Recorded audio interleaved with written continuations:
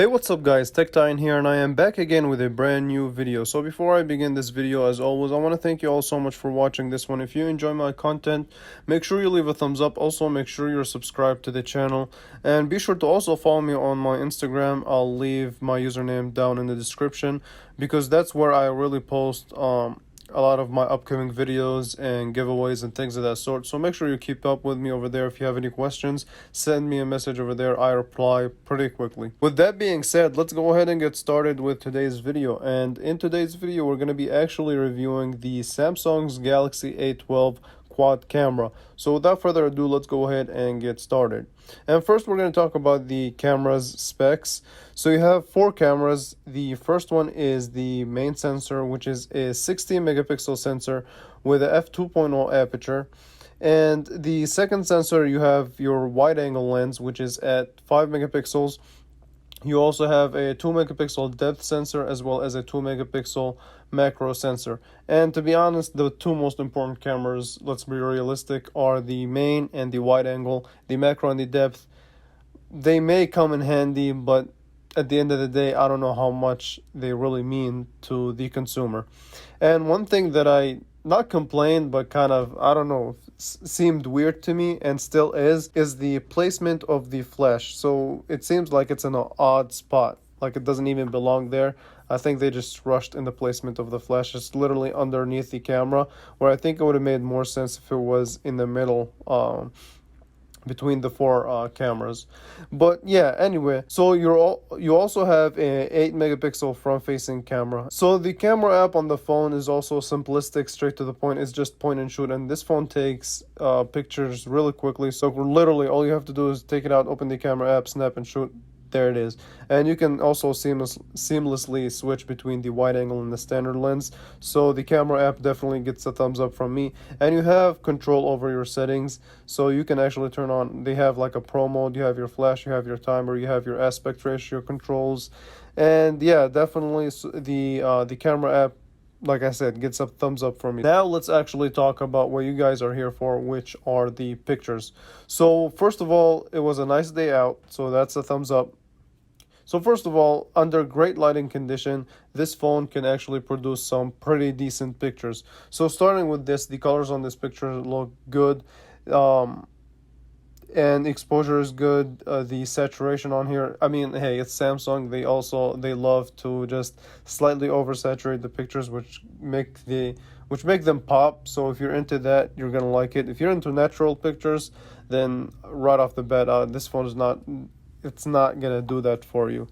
So the next picture I want to test it out is the kind of detail. So this wall basically has a lot of these little indentation and things like that, and it does a pretty good job in bringing out details in pictures.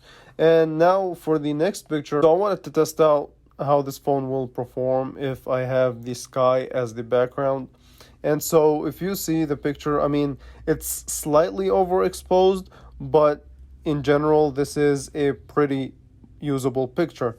Now, if you zoom in, you can see that the sky is kind of overexposed, so that gives you a hint of how the dynamic range is going to be on this.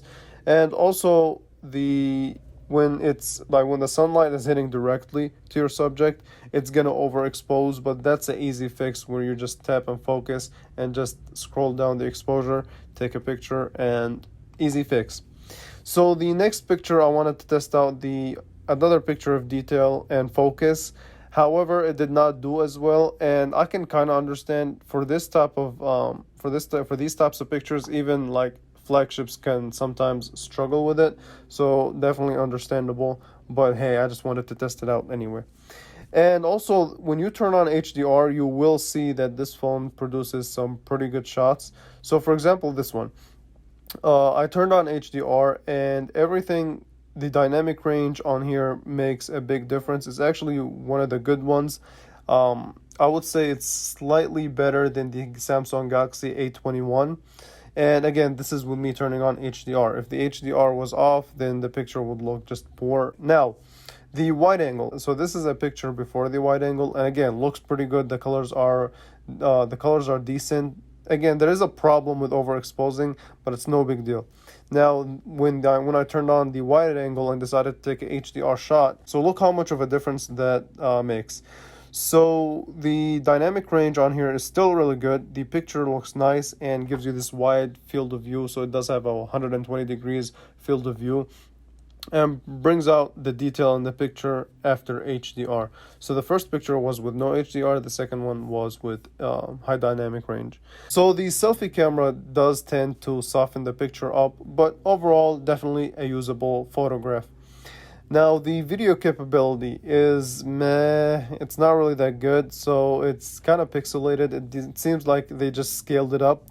The only good thing that I found about the video is the fact that when you actually go to a subject and try to focus on it, I guess that's where the kind of the macro and the depth sensor come in handy. It does a pretty good job in actually focusing on a certain subject. So that's definitely a plus when it comes to the video camera. Other than that, it's meh. That's how I really would describe it.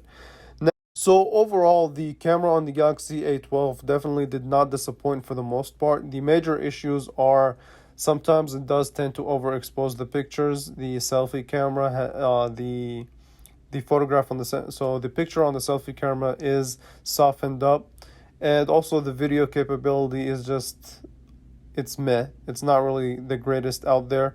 But yeah, overall, I don't want to say I'm disappointed. Definitely this camera is pretty good in terms of the price point of the phone. So yeah, with that being said, I mean, I hope you guys enjoyed this video. If you did, leave a thumbs up, make sure you're subscribed, and definitely I will catch you guys in the next video. Thanks for watching.